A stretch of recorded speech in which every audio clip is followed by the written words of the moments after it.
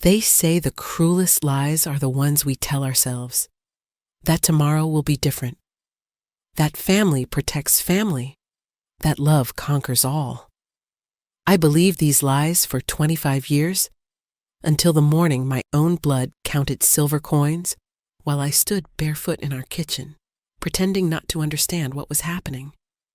My name is Lyra, and in our world, a woman's worth is measured by two things: the wolf she can become and the pups she can bear.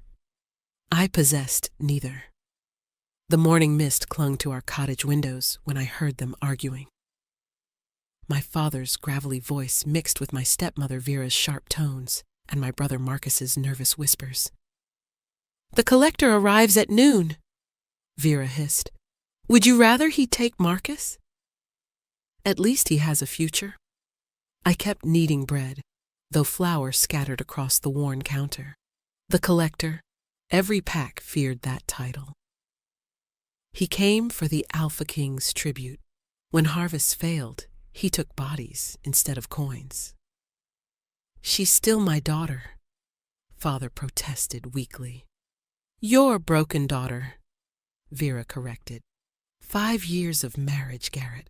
5 years and her womb never quickened. The black water pack sent her back like defective goods. Each word landed like a blow, but I'd grown armor against such wounds. They spoke as if I wasn't there, but hadn't I always been a ghost in my own life? The girl who couldn't shift at 13, the woman who couldn't conceive, the divorced female who served no purpose in a world built on bloodlines. "The king needs servants," Marcus added quietly. "Better her than you." I finally spoke, not turning. "Better the Barren sister than the future Beta?" Silence fell heavy. I felt their calculating stares. "Lyra?" Father began, rising from his chair. "I understand perfectly." I turned, meeting each gaze. Vera's triumphant, Marcus's ashamed, Father's desperate. "I've understood since Theon sent me home with nothing. Since your first words were, 'What will the pack think?' Not 'Welcome home.' Not 'Are you hurt?'" Father flinched. "Good. You'll go quietly?" Vera asked, already gathering my few belongings. I laughed, not bitter, but free. "My family?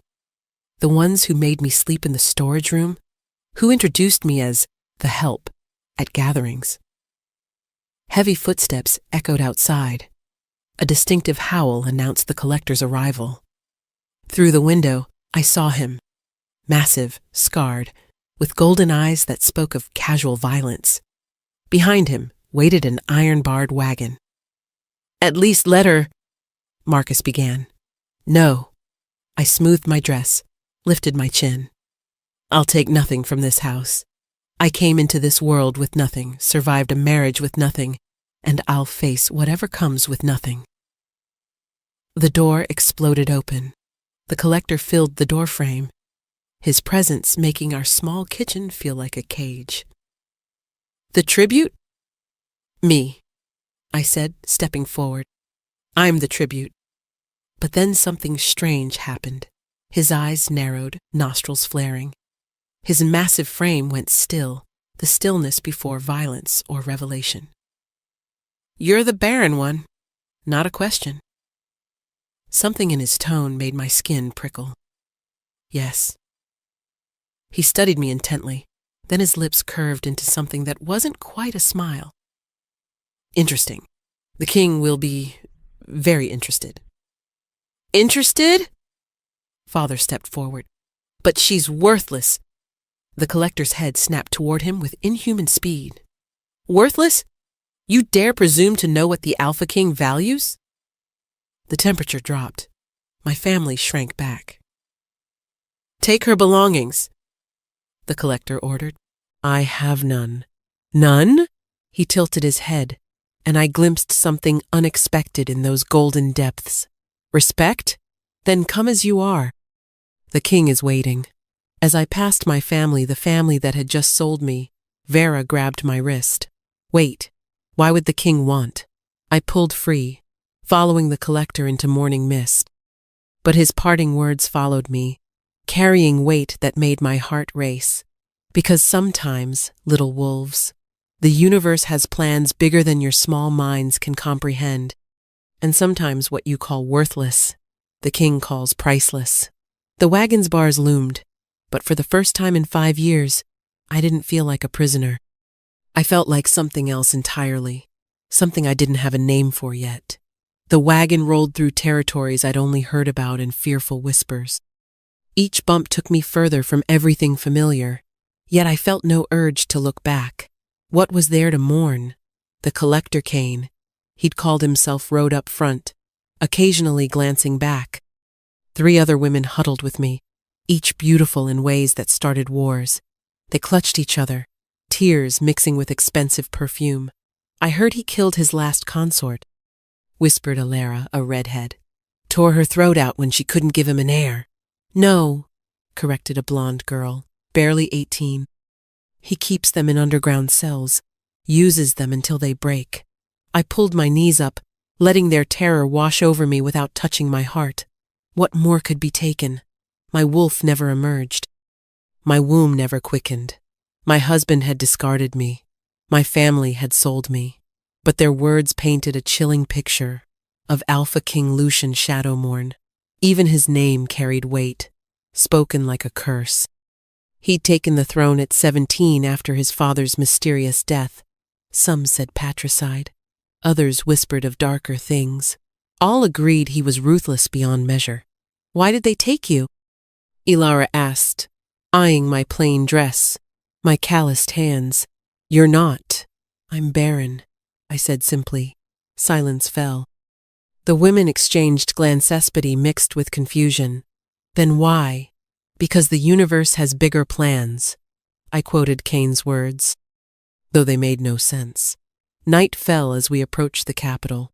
I'd never seen anything like Eda City carved from the mountain itself. Black stone and glowing windows, impossible waterfalls, bridges spanning dizzying heights. At its heart rose Shadowmourne Palace, a dark crown against the stars, not beautiful in traditional ways. Magnificent like storms are magnificent, terrible, and awesome. Black towers twisted skyward, defying logic. Ravens circled endlessly, their cries echoing off stone that seemed to swallow light. Welcome to your new home, Kane said as we passed through giant gates. Or your tomb. The choice is yours. We were herded through servants' entrances, down endless spiral stairs. The pretty ones were taken first, led away by stern women. I waited, forgotten, until only Kane and I remained. You're not afraid, he observed. Fear requires hope, I replied. Hope that things could be different, that you have something left to lose. He studied me with those golden eyes. The king will find you? Interesting. You keep saying that. Why? Instead of answering, he led me through different corridors, stranger. Wall carvings hurt to look at directly. Wolves that seemed to move. Moons shifting through phases. Women transforming into beasts. The old wing, Kane explained. From before the Shadowmourne line. Before the kingdom forgot what it was. We stopped at a door marked with unreadable symbols. Beyond lay not a cell, but a chamber filled with impossible moonlight. Books lined every wall. A bed draped in silver and black. A window showing stars that couldn't be real. I don't understand. No, Kane agreed. But you will. He left, locking the door with a key that sang like crystal. I explored my strange prison books in unknown languages, constellations that wheeled in impossible patterns. The air itself tasted different, wilder. Time moved strangely. Then footsteps, not guards' measured tread, or servants' quick patter. These carried weight, authority, inevitability. The door opened without a key. He stood silhouetted, and my first thought was that stories lied. They called him monster, beast, savage. They hadn't mentioned darkness could be beautiful, that power could move with fluid grace, that eyes could hold midnight and starlight. Lucian Shadowmourne was tall enough I had to tilt my head back. Black hair fell to his shoulders, held by a dark metal circlet. Scars marked his skin-not disfigurements but decorations. Simple black clothes carried more authority than any crown, but his eyes held me. Not amber like most alphas. Silver shot through with black veins, like moonlight on dark water. Ancient eyes and a face that couldn't be past 30. "Lyra," he said. My name. A recognition. A summoning. A claim. At last. "Your Majesty, I'm afraid there's been a mistake. I'm not." "Not what?" He entered, air shifting with him. "Not beautiful? Not fertile? Not whole? Tell me, little wolf who cannot shift, what are you not?" No mockery came. Only curiosity, challenge. "I'm not afraid of you," I heard myself say. He smiled, devastating. "No, you're not. Do you know why?" I shook my head. "Because you've already been broken by smaller men with smaller cruelties. Because you've been told what you're not so often. You've forgotten what you are. And what am I?" He stopped before me, close enough to see impossible patterns in his eyes, to smell pine smoke and winter storms. "Mine," he said simply. I should have been terrified. Instead, I laughed at the absurdity. "I'm Barren," I said flatly. "Wolfless. My mate cast me aside. My family sold me. What could the Alpha King possibly want?" His hand tilted my chin up with surprising gentleness. "Your mate was a fool. Your family. Bigger fools.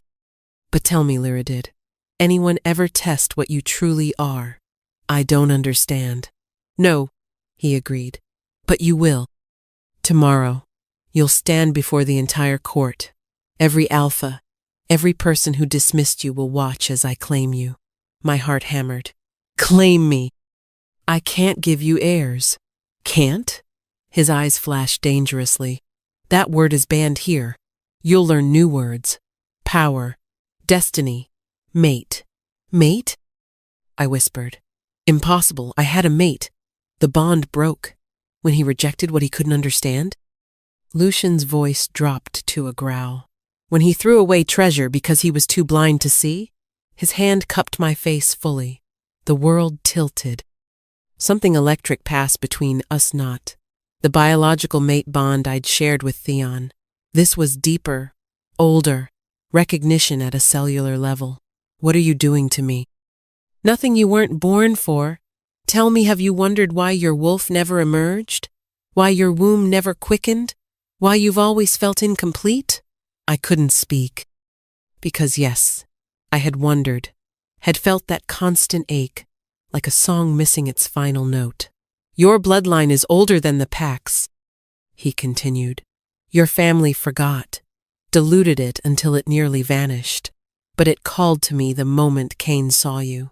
That's madness." "Is it?"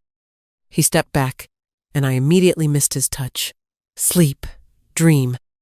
Tomorrow, when you stand before those who discarded you, you'll understand what you truly are." He paused at the door. "Your ex-mate will be there. Theon brought his new wife, the one who gave him 3 pups in 2 years. Pain lanced through me. "Good." Lucian noted my reaction. "Remember that pain. Tomorrow, you'll return it 100-fold. Revenge tastes sweetest served by the mate you threw away. Wearing a crown they said you'd never deserve. Alone with impossible books and lying stars, I faced the truth everything I believed about myself was about to shatter. But first, I had to survive tomorrow." Morning came like a thief. A woman appeared ageless, with silver hair and winter frost eyes. "I am Morwen, the king's seer. I'm here to prepare you." She led me through stranger corridors to a chamber carved from living rock. A pool dominated the center black water that somehow held stars. "The awakening pool," she explained, "fed by rivers that remember when the world was young. Every Shadowmourne bride enters these waters. Most emerge unchanged, some transformed. A rare few emerge as what they always were. And if I refuse, then you'll stand before the court as you airwolfless, barren, broken. The king will still claim you, but you'll spend your life wondering. I'd spent 5 years wondering." I entered the water. Cold hit not winter cold, but the cold between stars. Then visions cascaded through me. A woman running beneath an unround moon, shifting between human and something older. My ancestor, the first of a bloodline predating packs. Women who walked between worlds, who carried magic for shaping reality, not just creating life. The Moonweavers. I gasped, the word rising from genetic memory. Yes, Morwen's voice came distant. Before packs neutered magic. Before they bred wild magic out for predictable shifts. The water glowed, responding to something in my blood. I felt it stirring not a wolf, but something explaining why my body refused common shifts, common cubs, common mates. Lucian knew. Understanding flooded me. He knew what I was. The Shadowmourne line carries old blood too, diluted but present. Why they've held the throne. Why other alphas fear them. Why Lucian never took a mate despite every pack offering daughters. He was waiting. For you, the last Moonweaver, the one his blood recognizes as equal, as mate, as queen. I rose from the water, power rising with me.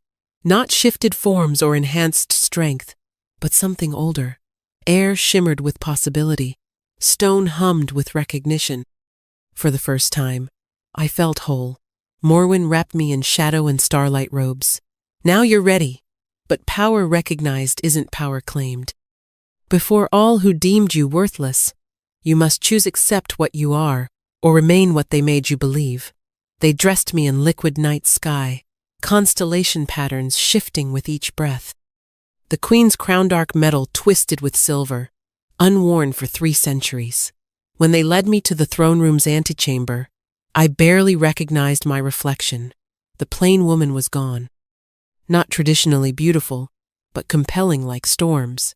My eyes held silver now, my skin luminescent. The crown belonged. Ready?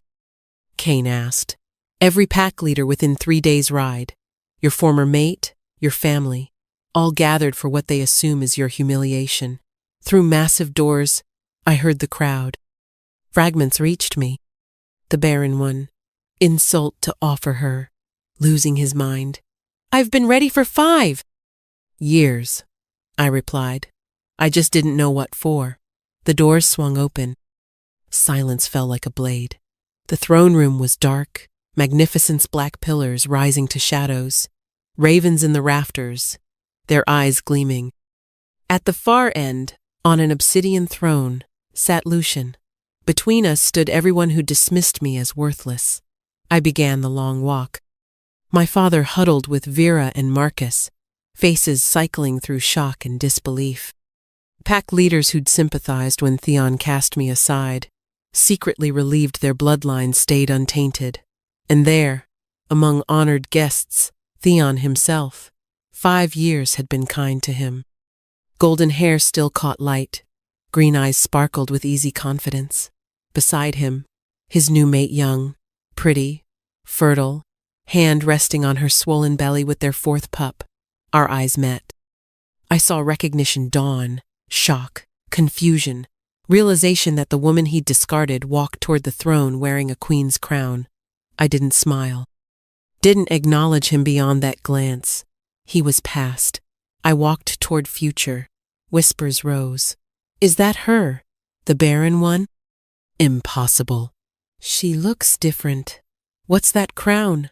Why is she glowing? I reached the throne and turned. Lucian rose, commanding absolute attention with simple movement. He descended with predatory grace. Lords and ladies. His voice carried effortlessly. You expect to witness me claim another consolation prize, another fertile daughter for alliance or favor. He reached me, circling slowly. The crowd held its breath. Instead, witnessed something unseen for 3 centuries. Recognition of a true queen. Awakening of old blood. Union of Shadowmourne and Moonweaver. Gasps rippled. Older wolves stepped back, recognition and fear in their eyes. They remembered stories dismissed as myth. This cannot be, Lord Blackwater called out Theon's father. The Moonweaver line is extinct. Even if not, this woman is barren, can't shift. My son cast her out for good reason. Lucian's smile was all teeth. Your son cast out treasure because he was too stupid to recognize it, like a child throwing away diamonds. He raised his hand power, rippled through the room, dark and ancient, but then I raised mine. Different power answered, silver to his shadow, starlight to his void, perfect opposites in perfect balance. Ravens screamed, pillars hummed, air crackled between us. Lyra of the Forgotten Line, Lucian said formally, last of the Moonweavers, keeper of old magic, you deemed worthless by lesser wolves. I recognize you. I claim you. I offer not just my hand, but throne, power, soul. Will you accept? This was the moment. I could refuse, return to shadows and whispers, or step into what I was born for.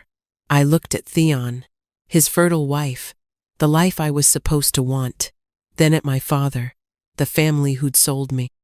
Finally at Lucian, who'd seen through broken surface to power beneath.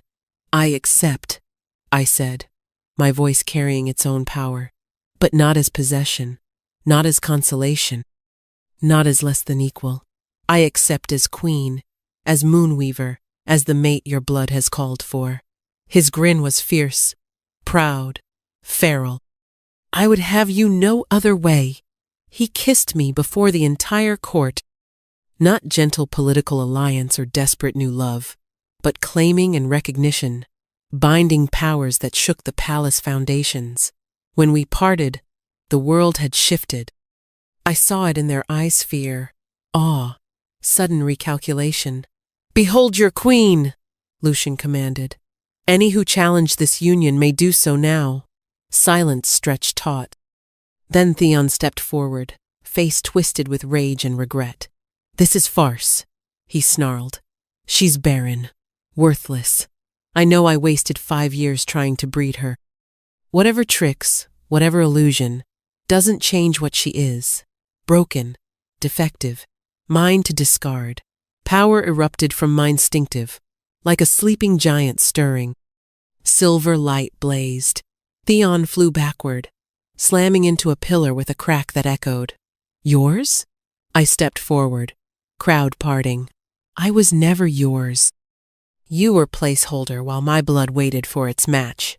You couldn't breed me because your seed was too weak for a moonweaver's womb.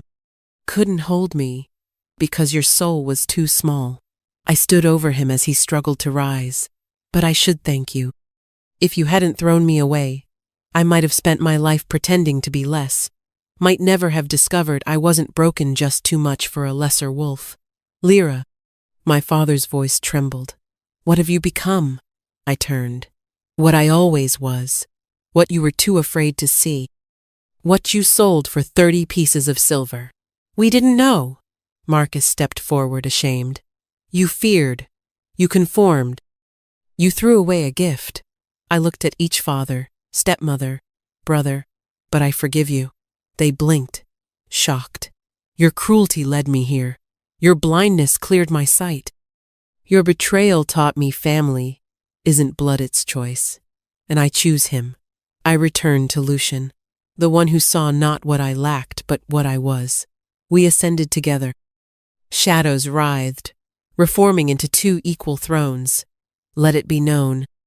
Lucian addressed the stunned crowd.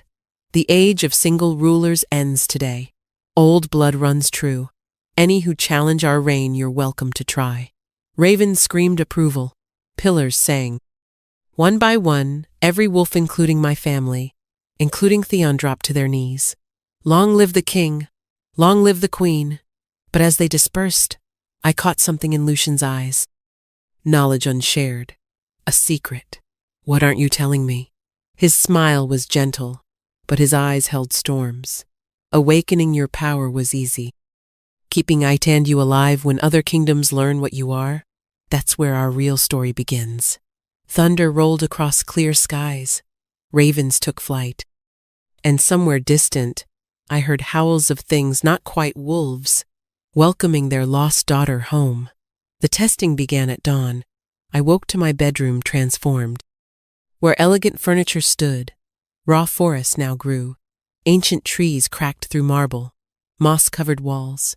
In the canopy above, the forgotten watched with eyes like dying stars. Interesting decor, I said. Proud my voice didn't shake, though I prefer floors without splinters.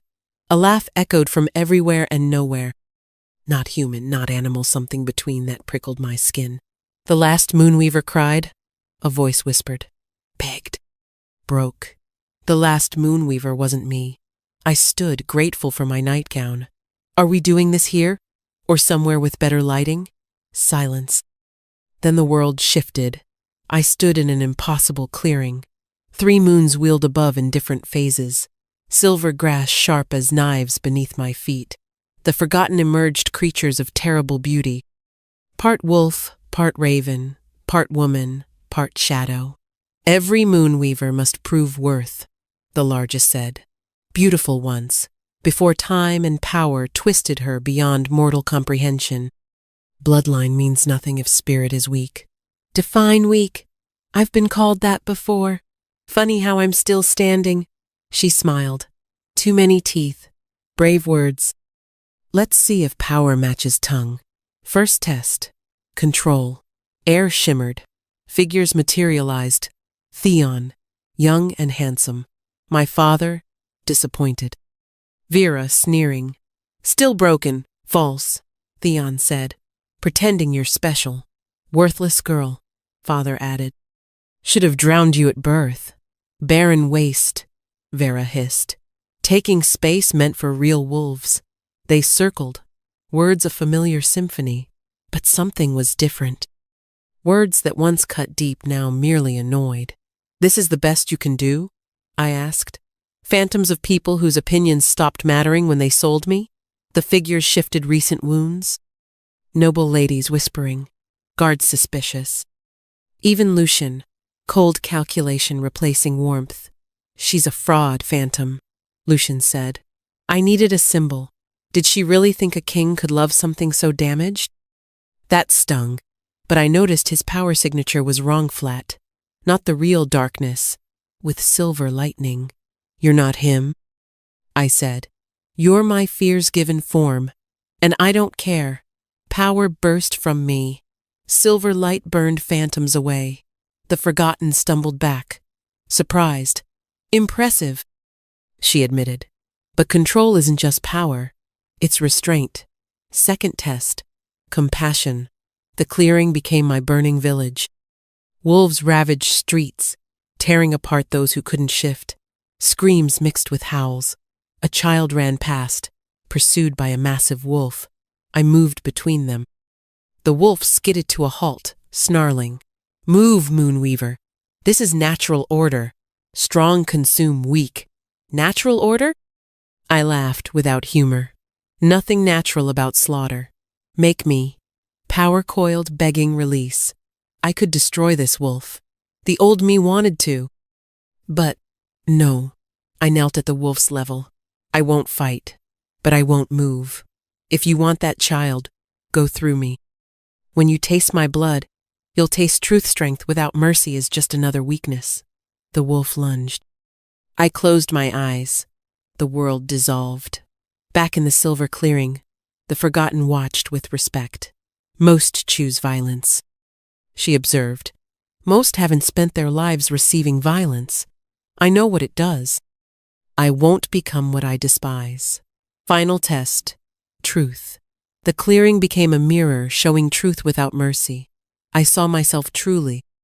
Not the queen I played, not the broken woman I'd believed, but real, scared, angry, powerful, vengeful, kind, cruel. All the contradictions that make us human. I saw my real feelings about Theonot indifference, but deep wounds still bleeding. Hunger for power, not just to help, but to never be helpless. Attraction to Lucian tangled with fear. Desire for connection warring with need for control. This is who you are, the forgotten said. Flawed, angry, damaged. Is this the Moonweaver queen you'd show the world? I stared at my reflection, then smiled. Yes, Because perfection is a lie. I am flawed. I am angry. I am damaged. But also strong, kind, learning. I won't pretend perfection. I'll be real. That's what makes me dangerous to those ruling through illusion. The mirror shattered. The clearing dissolved. I stood in my bedroom normal again. 3 forgotten stood in true forms, ancient and terrible yet less frightening. You pass? The leader said formally. You are acknowledged as true Moonweaver. That's it? No dire warnings? She actually smiled. Almost human. Passing was the pronouncement. Most die or go mad. As for warnings, trust sparingly. Love deeply. Power is tool, not master. And beware the shadow court. The what? But they faded, leaving only otherworld scent and a dissolving black feather. The door burst open. Lucian stood there concerned. Behind him, Morwen and Kane. You're alive, Lucian said, crossing to me in 3 strides, hands cupping my face. When the Forgotten took you, I'm fine. They tested me. I passed. Passed? Morwen pushed forward. No one passes their tests in 300 years. Well, they acknowledged me. Also mentioned something about Shadow Court and your grandfather's bargain. Care to explain? Blood drained from Lucian's face. Morwen and Kane exchanged loaded looks. Perhaps we should sit. No sitting. Just truth. What bargain? After a long moment, he spoke with old shame. When my grandfather took the throne, the Shadowmourne line was weak. He made a bargain for power. With? The Shadow Court. Things existing between light and dark. In exchange for real power reach, Shadowmourne ruler must pay a tithe. What kind? But I already knew from his expression. The firstborn child of each generation, he said quietly. Given on their 16th birthday. So are children. My voice came out hollow. Our firstborn would belong to them. Lucian's voice matched mine. I thought we'd have time. Maybe find a way to break it before I got pregnant with a child you'd have to give away. I laughed, sharp and bitter. Good thing I'm Barren. Saves us that problem. Lyra. No. I stood, power crackling. You knew this. Knew and claimed me anyway. Did you think I wouldn't find out? Or did it not matter because I couldn't have children? I thought we could fix it, he said desperately. With your power. You thought you could use me. Cold, controlled, but inside I screamed. Use my power to break your family's curse. Is that why you wanted a Moonweaver? Not love, not partnership, but as a tool? That's not. He reached for me, but I stepped back. Don't. Power rolled off me, rattling windows. Everyone wants to use the Moonweaver. My family sold me. Nobles want control. The Forgotten want tests. And you want me to fix your problems. I pushed past him, needing space. Palace corridors blurred as I ran, servants scattering. I found myself in the gardens as sun rose. Your Majesty? I spun to find Selena on a bench, her silver-eyed baby in her arms. She looked tired but peaceful. Couldn't sleep? I asked, anger draining at the innocent child's sight. He's restless. Old blood makes them dream differently. He sees things not yet happened. I sat beside her, containing unstable power. Has Morwen been helping? More than helping. Teaching me about his heritage. Selena smiled. I spent so long hating you. My perfect brother's imperfect wife. Blamed you for his unhappiness. And now? Now I realize you were the only honest thing in his life. He surrounded himself with people who said what he wanted. You told truth. He couldn't handle that. She adjusted the baby's blanket. I named him Ash. The tree that bridges worlds. Perfect, I said, meaning it. Lyra, can I ask, was it worth it? Everything to get here? I thought carefully. Yesterday, I'd have said yes instantly. But now, knowing Lucian's hidden motives, the Shadow Court's claim, tests, and dangers ahead, I don't know. Ask me in a year, she laughed. Fair, but I'm glad you're here. Ash is too. For once I have hope he'll grow up in a world that won't fear what he is. The baby reached for me. When I gave my hand, power sparked between us, gentle, warm. He gurgled happily, easing something in my chest. Your Majesty, Cain appeared. The king requests your presence. Noble houses gather for morning court. Of course they do. I stood, squaring shoulders. Tell His Majesty I'll attend shortly. After dressing appropriately, Cain departed. I looked at my nightgown, then Selena. Advice for facing people who probably want me dead?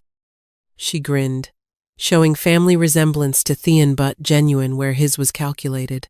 Be exactly yourself. They expect tyrant or victim. Give them neither. Give them a queen who knows her worth. Walking back, I felt weight settling. Shadow Court, Lucian's deception, Noble's expectations. The Forgotten's acknowledgement, but also purpose. I'd been defined by lack so long. Now I could define myself by choices. Morning court awaited.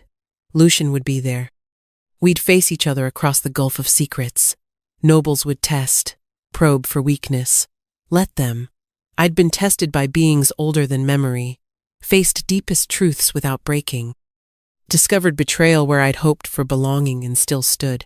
I was Lyra, last Moonweaver, queen, because I chose myself. Anyone thinking that made me weak would learn otherwise. The dynamic between Lucian and me had shifted, no longer just newfound mates. Two people with secrets, agendas, bloodlines pulling different directions.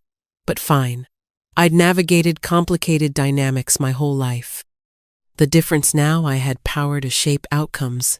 And shape them I would, Shadow Court be damned. Morning Court was a battlefield disguised as civilization.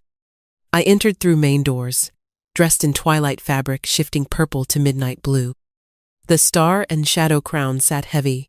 Her Majesty, Queen Lyra Shadowmourne, first of her name, last of the Moonweavers, the herald announced. Every eye tracked my movement. Lucian sat in black, expression unreadable. The space between us felt like a chasm. I took my seat without looking at him. Lord Aldrich of the Mountain Clans, the herald continued. A grizzled wolf stepped forward, bowing perfectly incorrect. Your Majesties, interesting developments. The Moonweavers return after centuries. One wonders what other surprises await. Those who pay attention to signs aren't surprised, I replied, letting power thread my voice subtly. The wise prepare. The foolish cling to outdated assumptions. His eyes sharpened. And which am I, Your Majesty? That depends entirely on your next words. He smiled, recognizing the test. Then let me speak plainly. The mountain clans have long memories. We remember when Moonweavers walked freely, when the old ways were honored. We would welcome their return. Truth or trap? I studied him, then made a choice. Those who remember the old ways understand they required balance. Not dominance of magic over wolf or wolf over human, but harmony. Are the mountain clans prepared for such change? Change is the only constant, Majesty. We adapt or perish. Wise words. I inclined my head slightly. The crown acknowledges the mountain clan's wisdom. One potential ally gained, or enemy revealing itself slowly. Time would tell. The morning continued, each noble testing, probing. But something had shifted. Where yesterday they'd shown fear or calculation, today held something else. Curiosity. Some genuine, some dangerous. All reassessing. Fascinating, Lucian murmured during a brief pause. They're actually listening to you. Did you expect otherwise? I kept my voice neutral. I expected resistance. Instead, you're weaving them into your web without them realizing. I learned from the best manipulator I know. I let him hear the edge. You. He flinched, but recovered. Lyra, about this morning. Not here. I cut him off. We have an audience. Perform your part, Your Majesty. I'll perform mine. The rest of court passed in careful dance. By the end, I'd identified 3 potential allies, 5 certain enemies, and dozen waiting to see which way winds blew. Progress. But Lucian's betrayal sat like poison between us. Trust, Once broken, wasn't easily repaired. Still, I'd survived worse. Been broken by smaller betrayals. This too I would navigate. The Shadow Court loomed. Other kingdoms would learn of my existence. Tests would come harder and faster.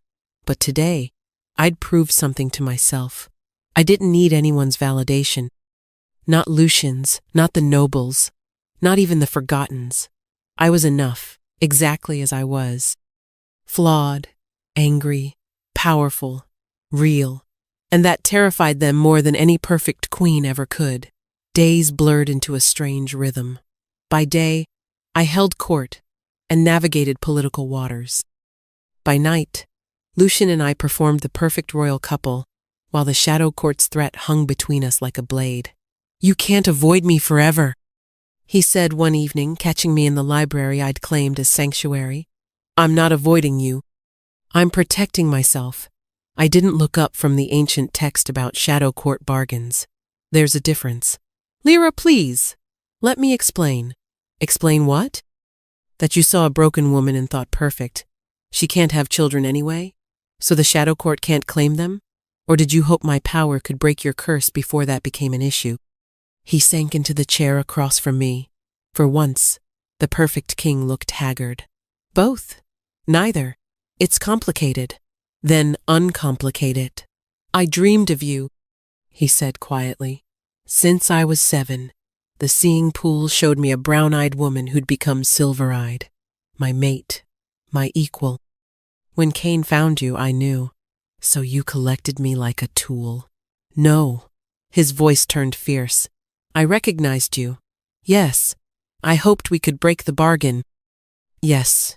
Your inability to have children seemed like fate's kindness. But Lyra," he leaned forward, "I would have claimed you regardless. Barren or fertile. Powerful or powerless. Because you're mine, and I'm yours. And that truth runs deeper than any curse." I wanted to believe him, but trust, once shattered. "Pretty words," I said finally. "But words are what got me here. I need actions." "Then let me act. There's a gathering tomorrow." The Eastern Lords arrived to pay respects. "Really? They're testing our bond. Looking for cracks. Show them unity, even if you don't feel it yet." I considered. Political necessity warred with personal hurt. But I was queen now. Personal feelings came second to duty. "Fine, but we do this my way." The next evening showcased the double life I'd learned to navigate. Dressed in a gown that seemed woven from moonlight itself, I stood beside Lucian as the Eastern Lords arrived. Lord Vance led them, the same who'd challenged me at my claiming. His daughter, the one Lucian had rejected, accompanied him. Beautiful, fertile, everything I wasn't. Her eyes held venom poorly disguised as courtesy. "Your Majesties," Vance bowed. "How wonderful to see you both. The kingdom celebrates your unique union." "Unique," I repeated, tasting the insult. "Yes, I suppose marrying for true compatibility, rather than breeding potential, is unique these days." His daughter, Isabel, stepped forward. "Compatibility is certainly important, though surely children factor into any royal union. The kingdom needs heirs." There it was, the knife wrapped in silk. "The kingdom needs strength," I replied smoothly. "Heirs come in many forms. Power can be inherited through blood or teaching. Which would you prefer, Lady Isabelia? Weak heir of pure blood, or a strong successor chosen for merit?" "A false choice," she countered. "Why not both?" "Why indeed?" I smiled, letting power subtly charge the air. "Perhaps because the universe rarely gives us everything we want. It teaches us to value what we have instead." Lucian's hand found mine political gesture, or genuine support. His thumb traced circles on my palm, and despite everything, warmth bloomed. "My queen speaks wisdom," he said. "The old ways of succession brought us centuries of weak kings propped up by pure blood. Perhaps it's time for new ways." "New ways," Lord Vance mused. "Like the return of the Moonweavers?" Some say that's merely elaborate theater, that true moonweavers died out long ago. The challenge was subtle but clear. Prove it, or be labeled fraud. I could have displayed power, cowed them with raw magic. Instead, I chose subtlety. Lord Vance, I said gently, your youngest son, he suffers from moon madness, doesn't he? The healers say it's incurable. His face went rigid. How did you? The old blood recognizes its own ailments. He's not mad. He has dormant moonweaver heritage, probably from your wife's line. It's trying to manifest, but can't find proper channels. I released Lucian's hand, stepping toward Vance. I could help him. Would you like me to prove the moonweaver's return by healing what your healers cannot? The hall went silent. Vance's careful mask cracked, showing desperate father beneath political player. You could do that? Bring him tomorrow, privately. We'll see what's possible. I let kindness color my voice. Whatever else divides us, Lord Vance, no child should suffer for their heritage. The gathered nobles exchanged glances. In one move, I'd shifted from defending to offering, from question to questioner, from potential fraud to potential savior. Your Majesty's kindness is unexpected, Isabel said carefully. Is it? Perhaps you've been listening to the wrong stories about me. I accepted a wine glass from a passing servant. I find people often fear what they don't understand. Tell me, Lady Isabel, what do you fear? She blinked, caught off guard. I fear nothing, Your Majesty. Nothing. How terrifying that must be. I sipped my wine. Fear keeps us human. I fear many things, letting down those who depend on me, becoming what others tried to make me, losing those I've learned to care for. My eyes found Lucian briefly. But I've learned fear can be a teacher if we let it. And what has it taught you? Another lord asked, genuinely curious now. That broken things can be reforged stronger. That power without purpose is just destruction waiting to happen. That sometimes our greatest weaknesses become our greatest strengths, if we're brave enough to embrace them. Pretty philosophy, Isabel said, recovering. But the kingdom needs more than words. Then it's fortunate I offer more than words. I set down my glass. Tomorrow, Lord Vance's son. Next week, I'll hold open court for any with old blood ailments. The week after, we'll discuss reforming the laws that keep humans as second-class citizens. Actions, Lady Isabel. Judge me by those. The evening continued, but something had shifted. Where before they'd come to find weakness, now they reassessed. Some with hope, others with calculation, but all with newfound respect. Later, alone on our private balcony, Lucian stood beside me as we watched the Eastern Lord's carriages depart.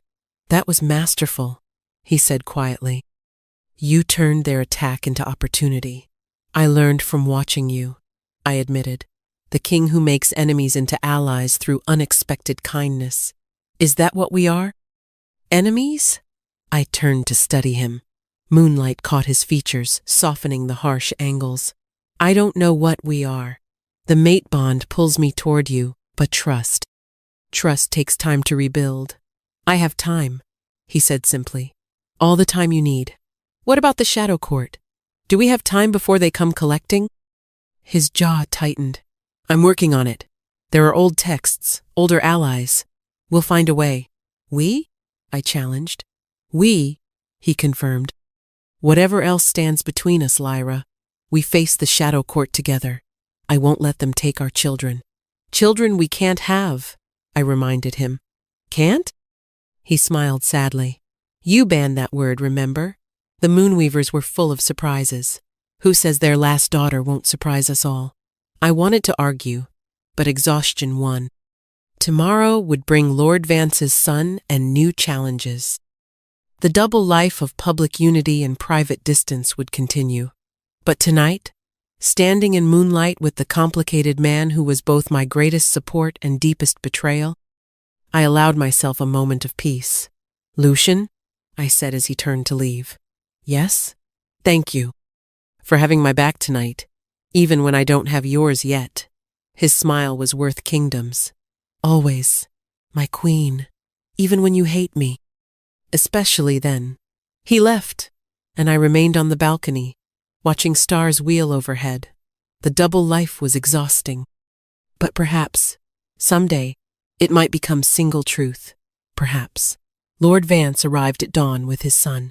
The boy, barely 15, shook with tremors that had nothing to do with cold. His eyes, when they focused, held swirls of silver among brown. "This is Micah," Vance said stiffly. "He's been like this for 2 years. Getting worse." I knelt before the boy's chair, ignoring protocol. "Hello, Micah. I'm Lyra. Can you hear me?" His head jerked, eyes rolling back. When they returned, they blazed full silver. "The moon screams," he whispered. "Can't you hear her screaming?" "I hear her," I said gently. "She's not screaming, though. She's calling. You just don't know how to answer yet." "The healer said he's mad," Vance interjected. That his mind broke during his first shift. "The healers are idiots." I stood, addressing Vance directly. "Your son isn't mad. He's awakening to dormant Moonweaver blood without guidance. It's like trying to contain an ocean in a teacup. Can you help him?" "Maybe, but it requires trust and privacy." I glanced meaningfully at the guards. Vance hesitated, then dismissed everyone except himself. Even Lucian, who'd been observing silently, withdrew at my nod. "Now," I said, returning to Micah, "let's see what you really are." I placed my hands on his temples. Power flowed between us, chaotic in him, controlled in me. I saw his struggle, visions he couldn't understand, power he couldn't channel, a wolf trying to exist alongside something older. "Oh, sweet boy," I murmured. "No wonder you're in pain."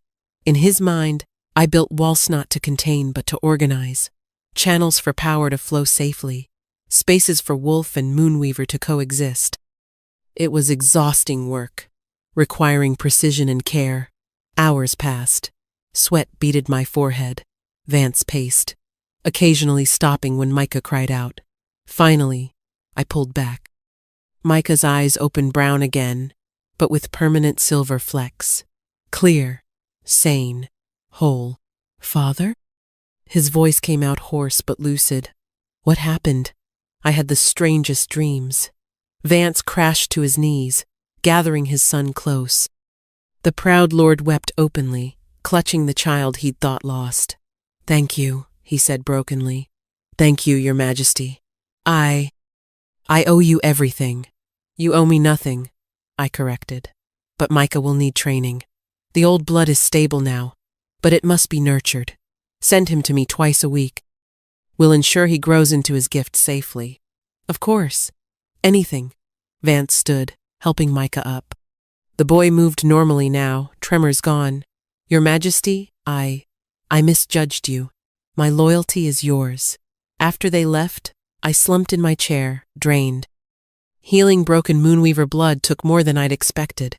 "That was extraordinary," Lucian said from the doorway. "And politically brilliant. Vance commands 3 lesser houses. You just secured the entire Eastern Alliance." "I didn't do it for politics," I said tiredly. "That boy was suffering." "I know." He crossed to me, hesitating before touching my shoulder. "May I?" I nodded, too exhausted to maintain walls. His hands were gentle as he massaged tension from my shoulders. "You gave him a gift beyond healing," Lucian murmured. "You gave him hope. Vance, too." He'd been watching his son die slowly for 2 years. "There are others," I said. "I can feel them now. Dormant bloodlines scattered across the kingdom. Lost, confused, labeled mad or defective. We'll find them all," he promised. "Create a school, maybe. Somewhere they can learn safely." "We?" I turned to look at him. "If you'll let me help." His hands stilled on my shoulders. "I know I've broken trust. But watching you today, Lyra, you're everything I dreamed and more. Let me earn my place beside you." Before I could respond, Morwen burst in. "Your Majesties, urgent news. The Shadow Court sent an emissary." They're demanding an audience. Ice flooded my veins. Already? They've sensed the old blood awakening, Morwen explained. Multiple dormant lines activating. They want to know why. When? Lucien's voice went hard. Tonight. Midnight. The old throne room. I stood. Exhaustion forgotten. Then we'd better prepare. The hours flew too quickly. As midnight approached, we descended to the old throne room, a place I'd never seen. Unlike the grand hall above, this was carved from living rock, older than the castle itself. Shadows gathered at midnight's stroke, coalescing into a figure that wasn't quite solid. Beautiful and terrible, with eyes like void between stars. Shadowmourne, it spoke without moving lips. You've awakened something that should sleep. The Moonweaver blood was never meant to sleep. I stepped forward before Lucien could speak. Only suppressed by those who feared it. The entity turned those void eyes on me. Ah, the last daughter. We wondered when you'd surface. It glided closer. Do you know what you've cost us? Cost you? Every dormant line that awakens is one less potential payment. The bargain specifies firstborn of Shadowmourne blood. But if old blood runs true, if Moonweavers breed again, it smiled, showing too many teeth.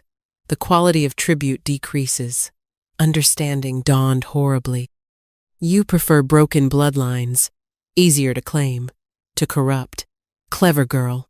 Yes, we've fed on the dynasty's cast-offs for centuries, but you're changing things, making them whole, strong, useless to us. Then change the bargain, I challenged, laughter like breaking glass. The bargain is iron, clad, but perhaps adjustments could be made if you're willing to pay a different price. What price? Lucien demanded. Her. It pointed at me. The last pure Moonweaver. Give her to us willingly, and we'll release all future claims. Every Shadowmourne child born free. No. Lucien's refusal came instant. Absolute. Never. I wasn't asking you. The entity said. I'm asking her. Well, little Moonweaver, your life for all future generations? Isn't that what heroes do? I stood silent, mind racing. The offer was tempting, solve everything with one sacrifice. But, no, I said finally, because you're lying. Take me, and you'll still come for the children. Just with different excuses. The entity's smile widened. Perhaps, or perhaps not. Willing to risk it? I'm willing to negotiate properly. The old bargain was made in desperation, but powers have shifted. What do you really want? Interesting. It circled us. You'd bargain like equals? Aren't we? You need us as much as we need freedom from you. Otherwise, why appear now? Why not wait until children exist to claim? Silence stretched. Then, 3 nights hence. Bring your proposals. We'll discuss alternatives. It vanished, leaving only cold and the scent of between spaces. That was insanely dangerous, Lucien said, challenging them directly. Got us 3 days, I interrupted. 3 days to find leverage. What leverage could we possibly have? I smiled grimly. They fear awakened Moonweavers. There's our starting point. Now come we. Have research to do. As we climbed back to the living castle, I felt something shift. Not trust. Not yet. But partnership. We'd faced the Shadow Court together, neither sacrificing the other. It was a start. Lyra? Lucien said softly. Thank you. For not taking their offer. Did you think I would? I feared you might. To spare future children pain. I stopped, meeting his eyes. I'm done with noble sacrifices. If we're breaking this bargain, we do it together. No martyrs. No martyrs, he agreed. Together. The word tasted like promise. 3 days. I'd barely slept, hunting through ancient texts for leverage against the Shadow Court. Micah helped, his newly stable gift letting him read languages that hurt normal eyes. Here, he said suddenly, pointing to a passage in a tome that reeked of otherworld. The Shadow Court isn't independent. They answer to something called the Void Mother. The Void Mother? I leaned closer. I've never heard that name, because speaking it draws her attention. Morwen said from the doorway, face grave. Which you've just done, foolish children. The temperature plummeted. Shadows writhed unnaturally. Then she appeared not the emissary, but something far older. The Void Mother stood taller than possible, her form constantly shifting between woman and absence. Who dares speak my name? Her voice was the silence between heartbeats. I do. I stood, pushing Micah behind me. Lyra, last of the Moonweavers. Last? She laughed, and windows cracked. Oh, little daughter, you're not the last. Merely the only one they let you know about. My blood froze. What? Did you think the Pax could eradicate an entire bloodline? No, they couldn't kill us all, so they hid us instead. Scattered us, made us forget. She glided closer. Your grandmother wasn't the last. Neither was her mother. There are dozens of pure Moonweavers locked away, memory spelled, breeding stock for the Shadow Court's games. You're lying. Am I? She waved a hand. The air shimmered, showing images women with silver eyes and gilded cages. Some young, some old, all bearing the unmistakable mark of pure blood. Hidden across realms, kept docile. Bred when useful, discarded when not. Rage built in my chest. Where are they? Safe. Useful. Mine. She studied me. Though you're proving. Inconvenient. Awakening dormant lines. Teaching control. Making my livestock rebellious. They're not livestock. They're people. My people. Your people? She circled me, and reality bent around her presence. You've known your heritage for what, weeks? They've been mine for centuries. Then I'll take them back. Will you? Amusement colored her terrible voice. And how will little lost Lyra fight the Void Mother? With your barely controlled power? Your king's shadow magic? Your little academy of broken bloodlines? If necessary. She stopped directly before me. This close, I saw the truth. She wasn't just ancient. She was emptiness given hunger. The space between existence that fed on light. Brave words. Here's truth, little Moonweaver. Your bloodline exists because I allow it. Every pure blood lives at my sufferance. Challenge me, and I'll drain them all. Leave their husks as warning. You need us alive, I countered, pieces clicking together. That's why you keep them. You feed on our power but can't generate it yourself. Kill us all and you starve. Her perfect composure cracked. Clever, but not clever enough.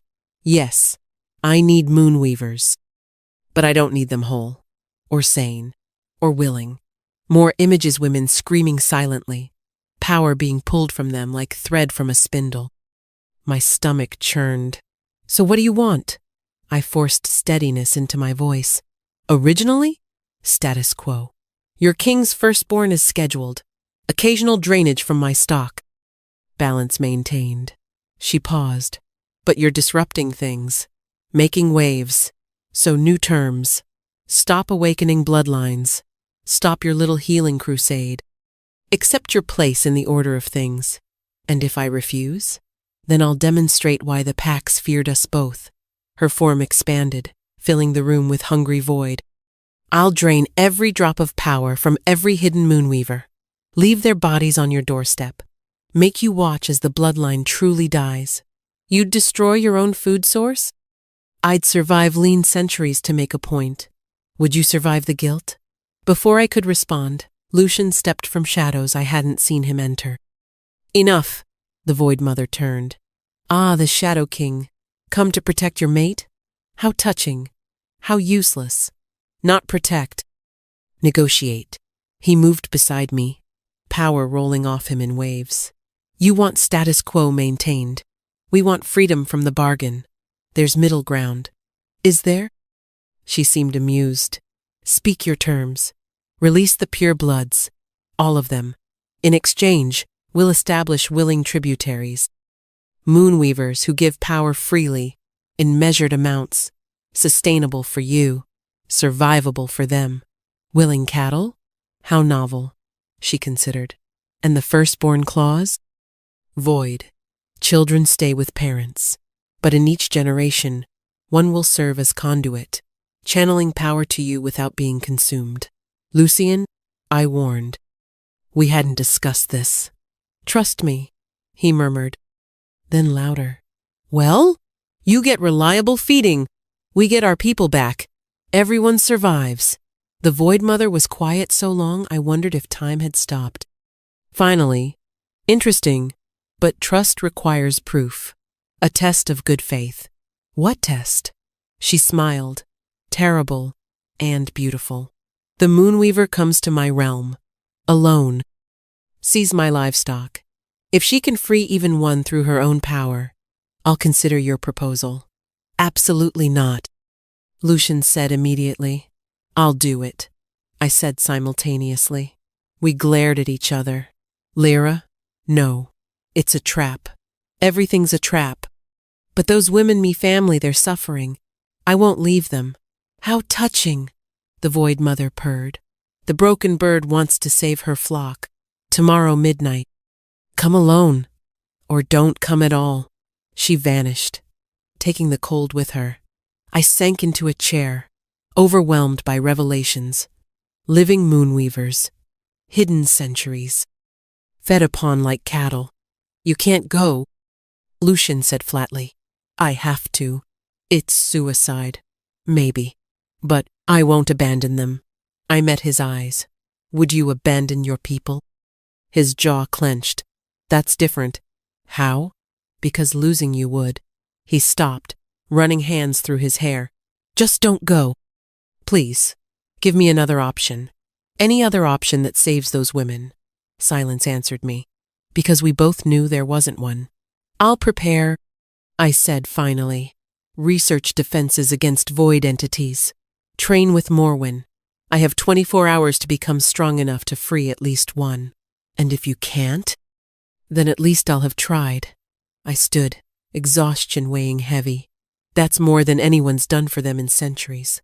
I headed for the door, but Lucien caught my arm. Lyra, wait. What? Instead of words, he kissed me. Not the passionate claim of our first public kiss, but something desperate. Like he was trying to memorize me.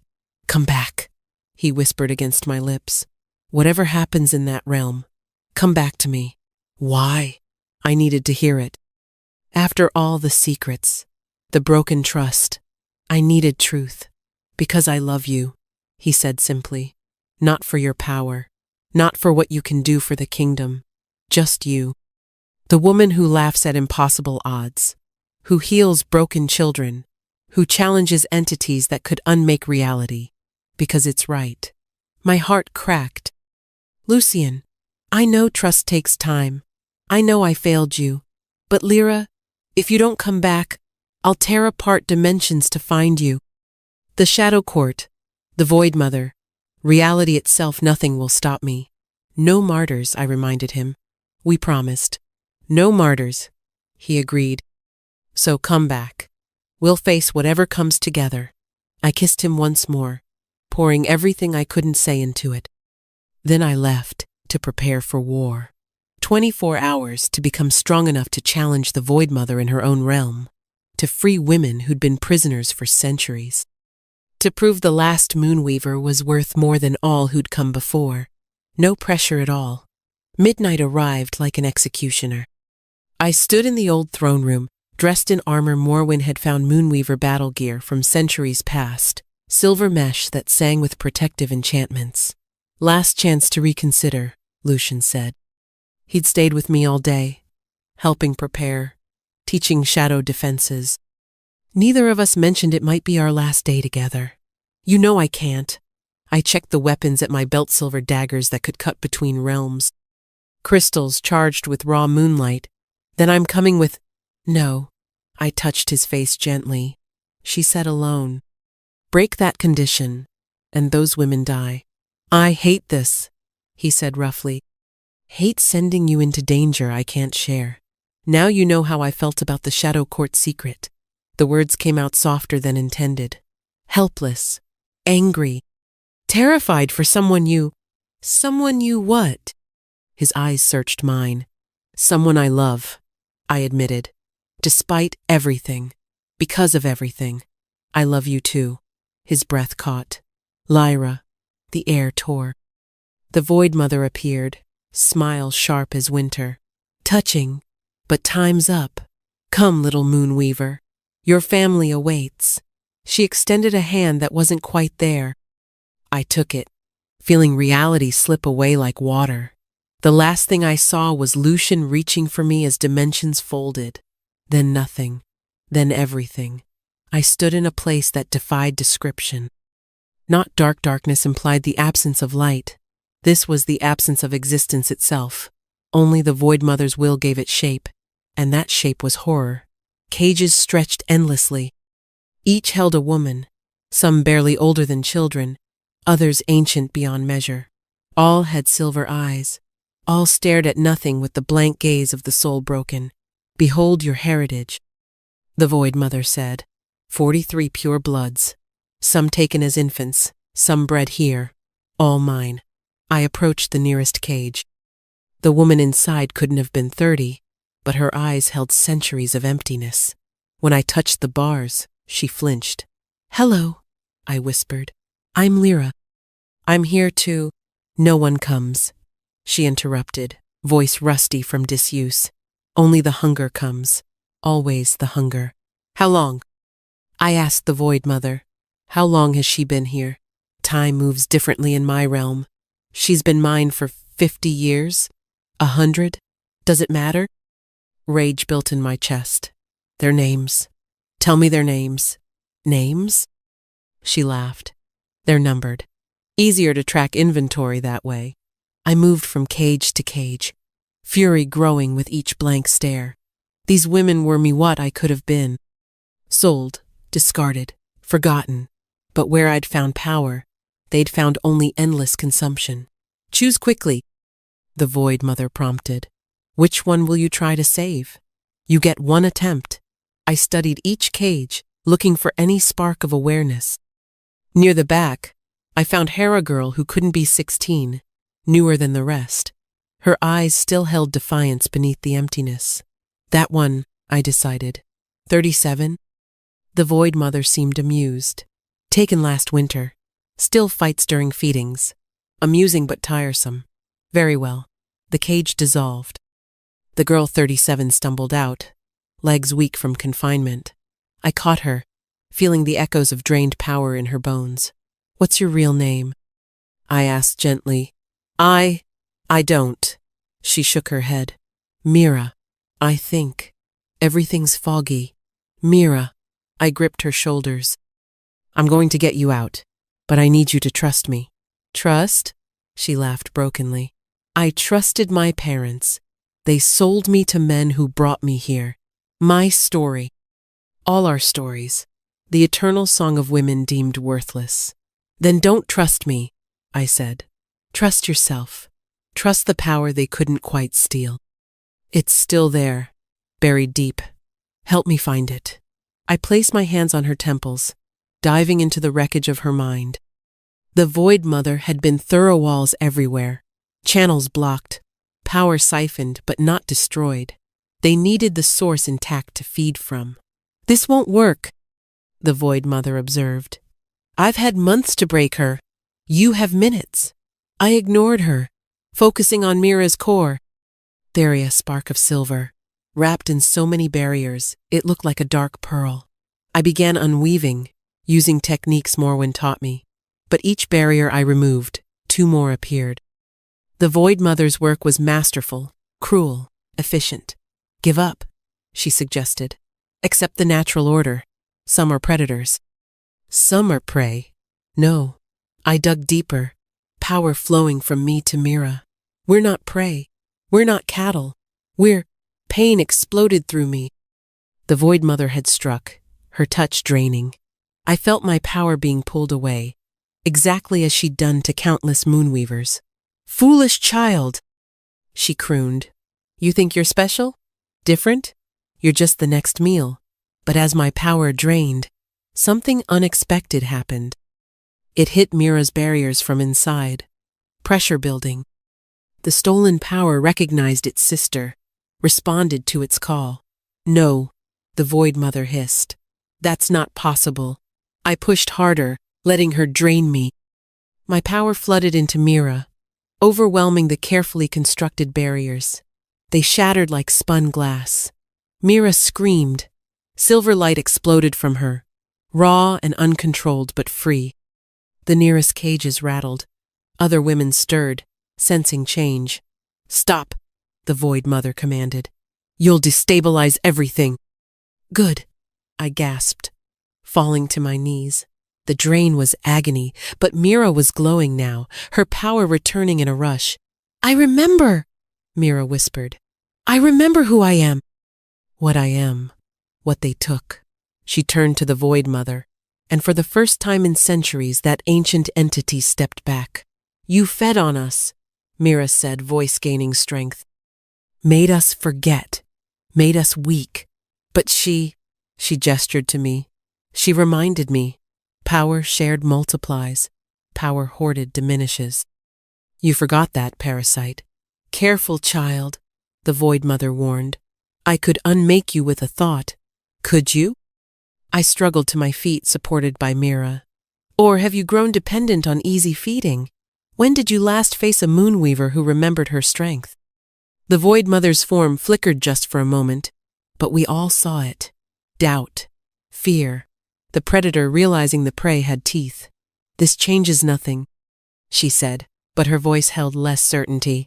One freed among dozens. You've proved nothing. I've proved they can be freed, I countered. That your hold isn't absolute. That given time and help, every woman here could reclaim herself. Time you don't have. Our bargain was one. You've freed one. Now leave. Actually, Mira said, silver eyes blazing, I think we'll renegotiate. Power burst from her wild, uncontrolled, furious. It slammed into nearby cages, cracking them. The women inside stirred more. Ancient programming fighting new possibility. Stop her! The Void Mother shrieked, but her command held panic now. Mira's power lashed out, fueled by decades of suppressed rage. Each strike weakened more cages. Women who'd been empty shells began blinking, awareness creeping back. You took everything? Mira snarled. Our names, our memories, our power. But you left the core, and cores remember.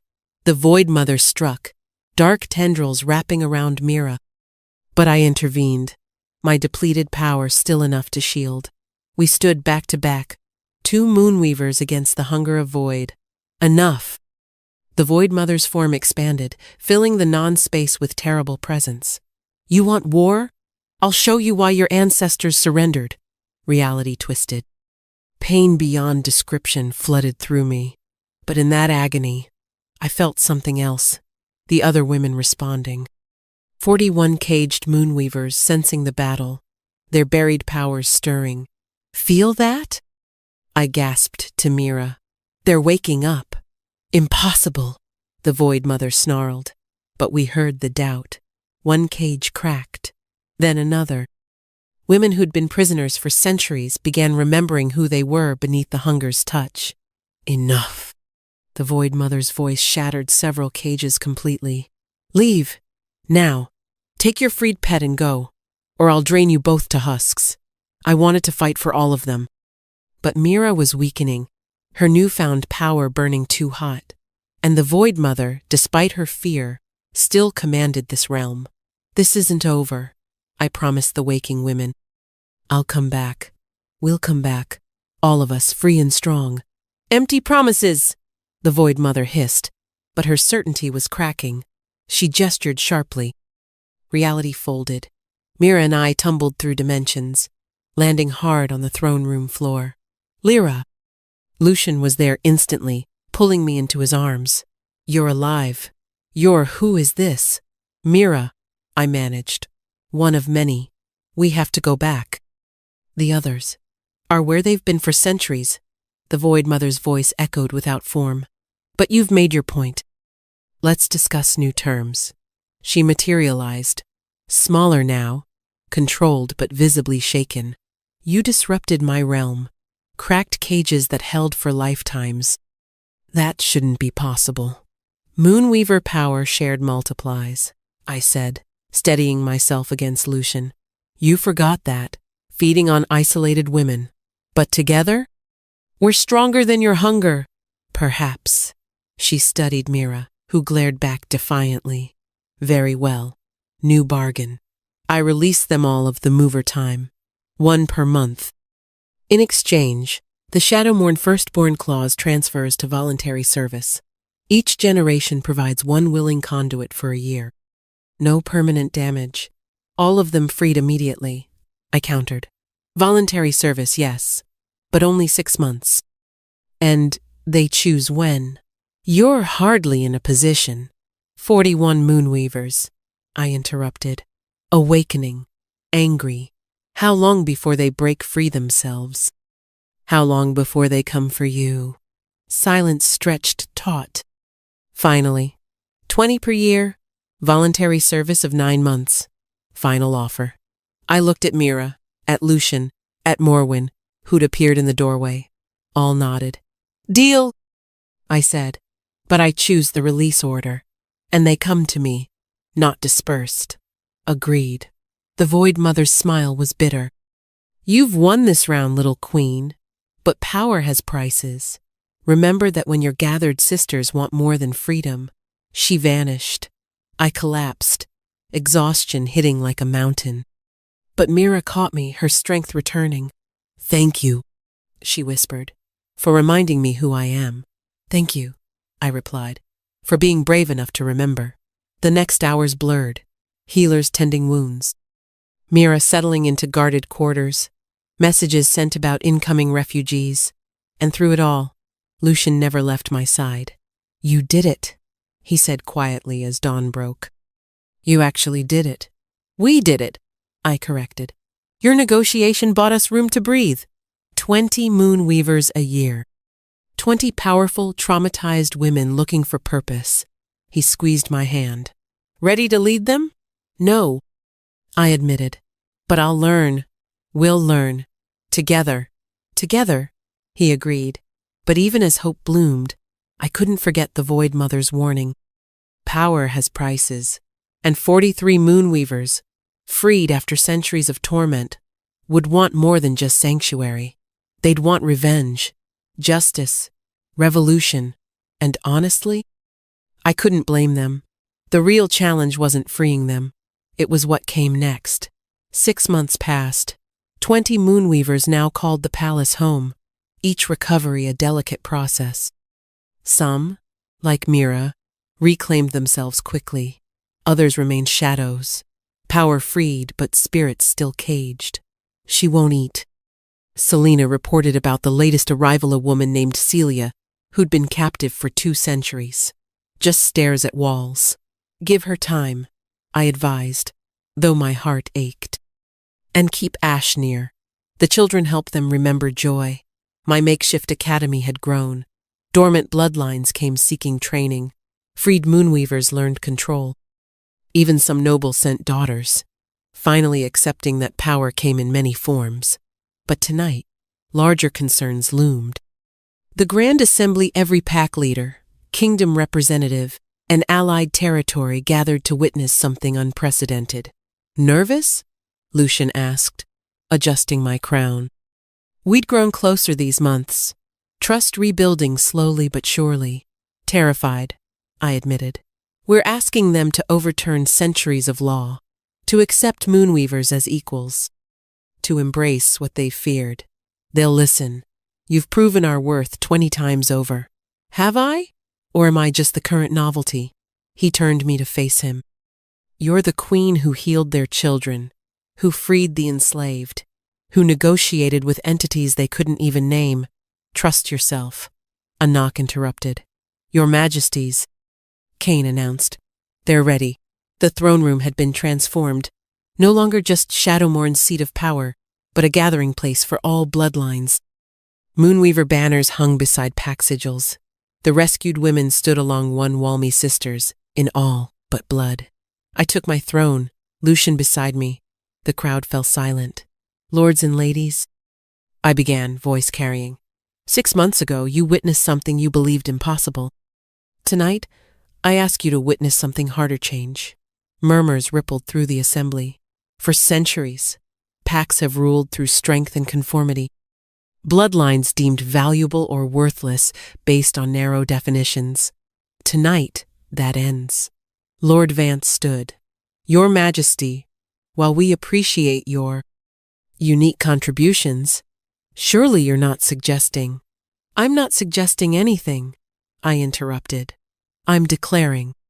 From this night forward, discrimination based on bloodline abilities is illegal. Human, wolf, moonweaver, or dormantal are equal under law. The room erupted. Shouts of outrage, surprise, some support. I let it wash over me, waiting. Silence, Lucian commanded, power rippling out. The room stilled. Your queen speaks. I know this seems radical, I continued, but look around.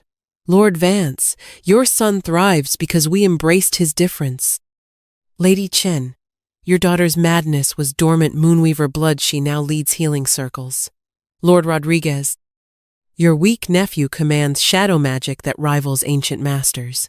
Each named individual straightened, living proof of my words. But more than that, I stood, power unfurling.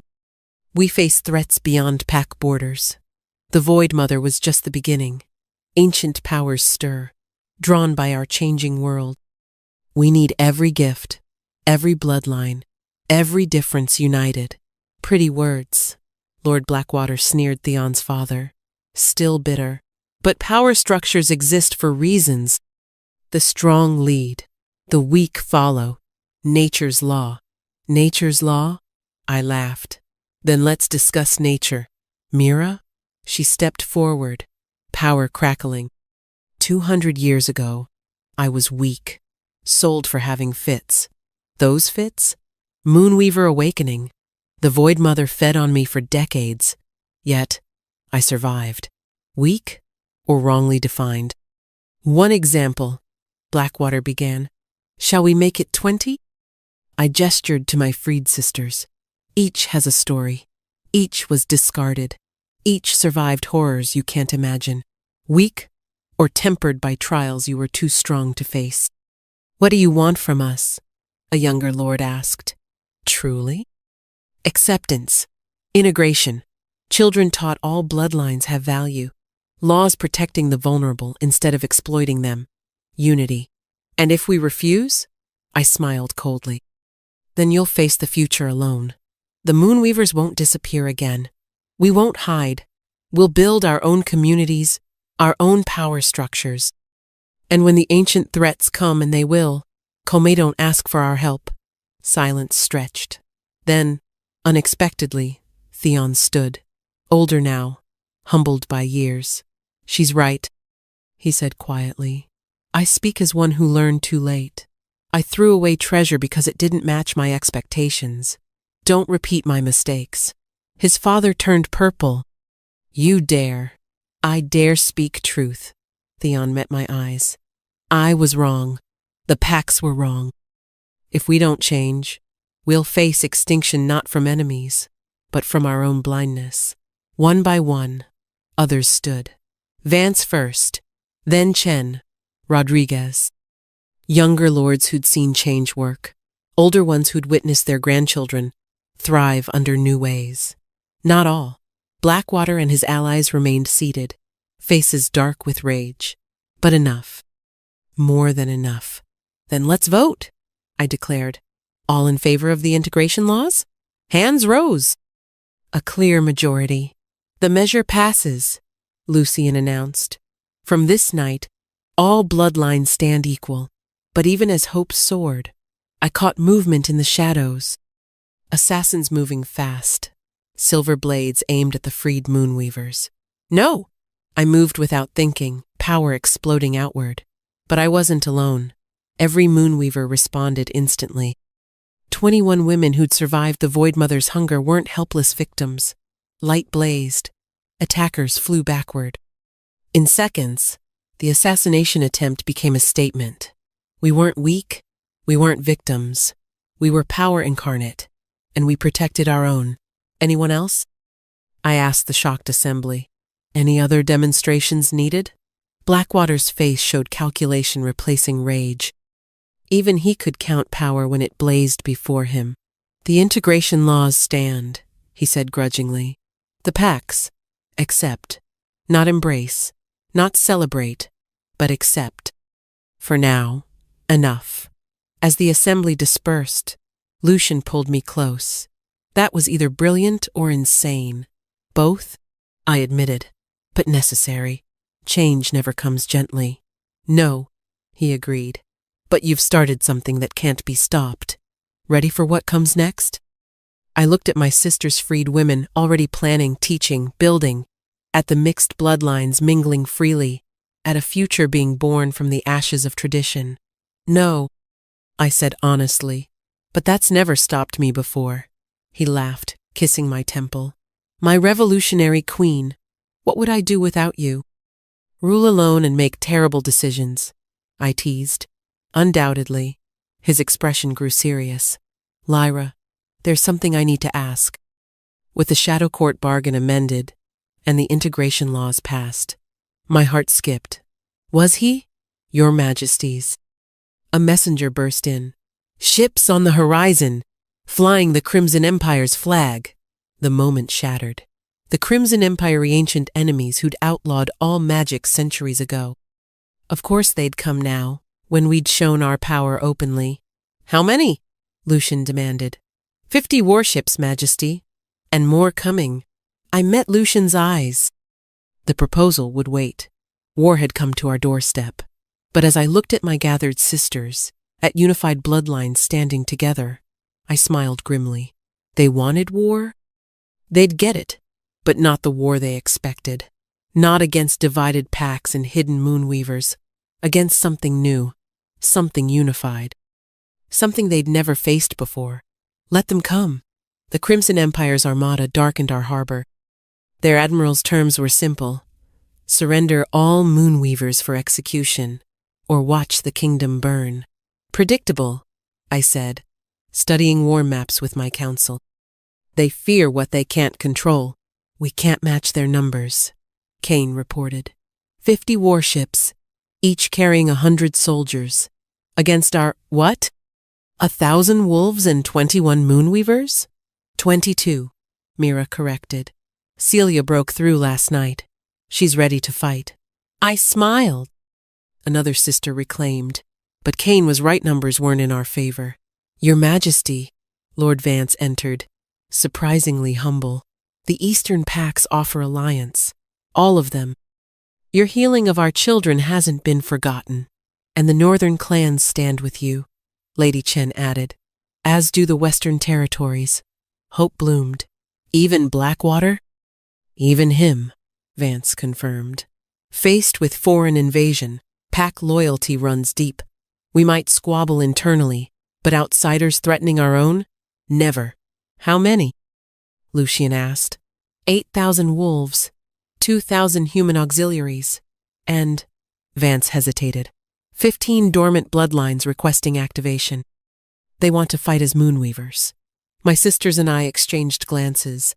Awakening dormant lines took time, energy. But in war, every advantage mattered. Bring them, I decided. We'll do what we can. The next 3 days blurred. Awakening ceremonies, strategy sessions. The Crimson Admiral's increasingly aggressive demands. But something else happened to Onity. True unity. Wolves worked beside moonweavers. Humans trained with mixed bloods. Old prejudices crumbled beneath shared purpose. Everything I'd dreamed, forged in crisis. Dawn of the 4th day brought the inevitable. They're attacking, scouts reported. Landing boats approaching all beaches. Then we meet them, I declared. Not as separate packs or bloodlines. As one people. The first wave hit the beaches at sunrise. Crimson soldiers in their anti-magic armor, carrying weapons designed to disrupt supernatural powers. They expected easy victory against magical degenerates. They didn't expect us. I stood at the center of our line, my sisters flanking me. Behind us, wolves in human form waited for the signal. The enemy charged, confident in their numbers and technology. Now, I whispered. 22. Moonweavers raised their hands as one. Power erupted, not individual strikes, but woven together, multiplied exponentially. The beach itself responded, sand becoming glass, waves rising impossibly high. The crimson front line shattered. "Advance!" Lucian commanded. Wolves shifted mid-charge. 8,000 predators hit the disrupted enemy like a tide of fang and fury. But more impressive were the mixed units' dormant bloodlines fighting beside full wolves, humans with silver-touched weapons supporting both. Yet the Empire had come prepared. Their second wave carried heavier disruptors, shields that scattered magic. They regrouped quickly, discipline replacing surprise.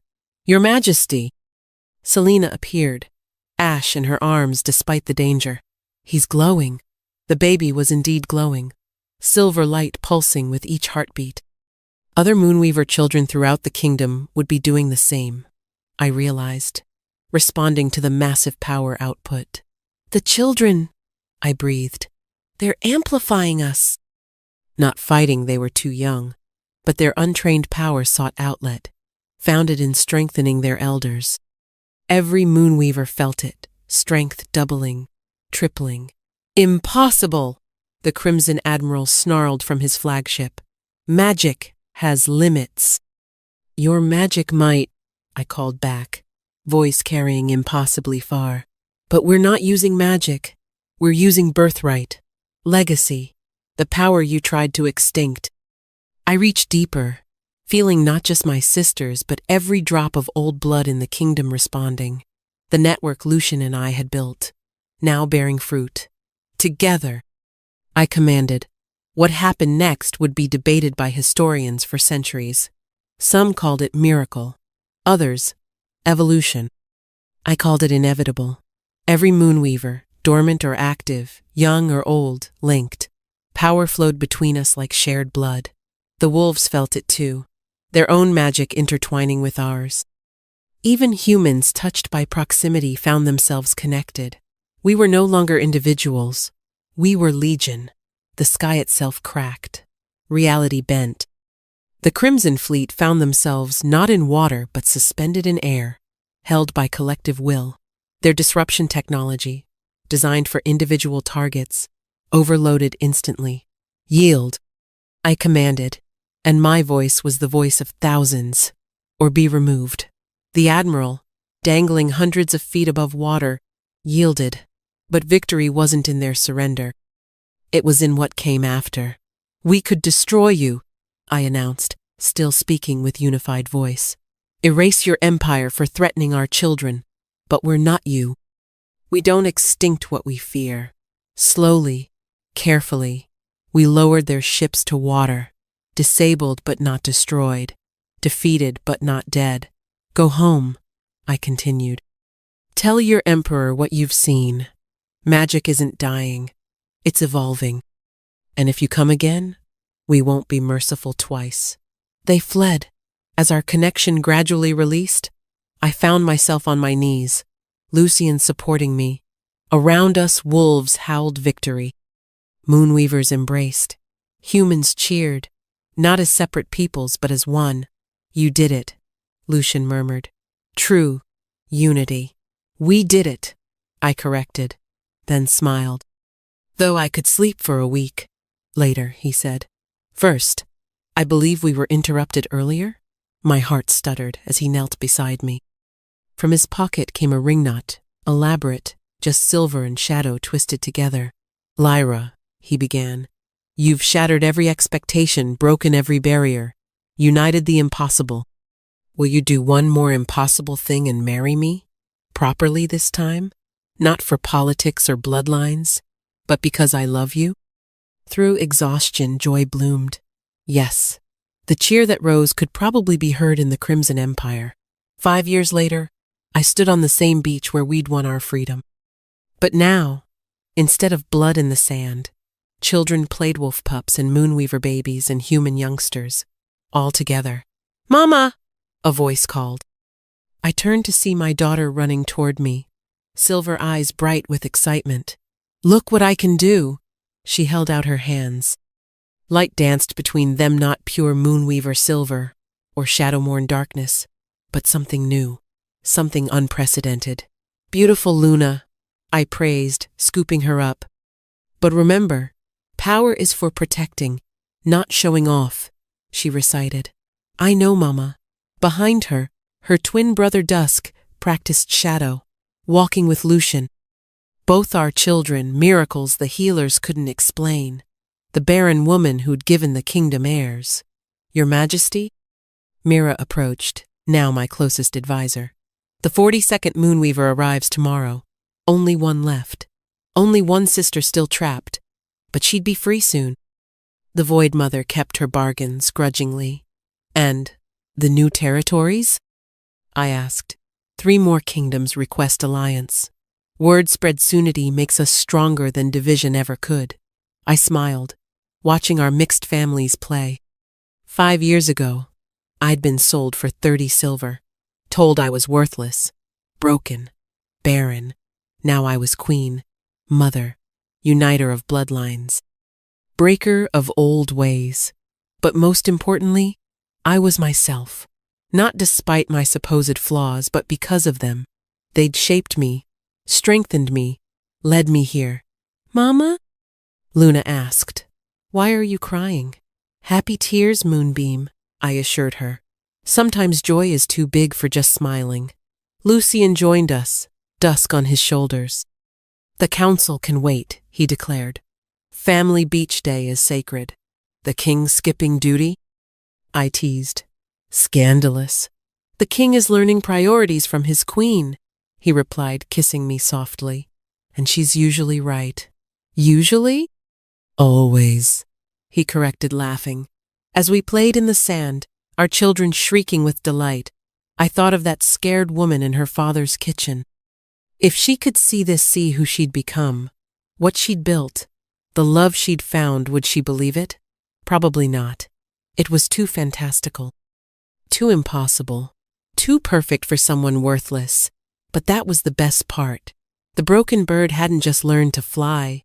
She'd taught others they had wings too. And together, they'd soared beyond anyone's wildest dreams.